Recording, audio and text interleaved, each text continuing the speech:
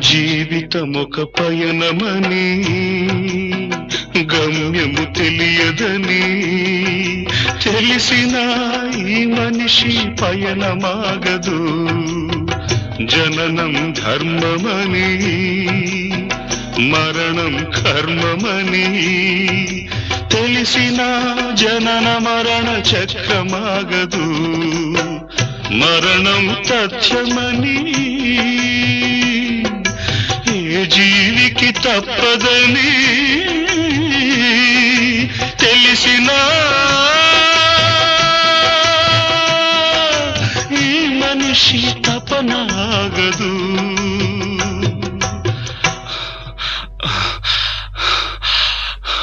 ఈ బ్రతుకు తపనాగదు.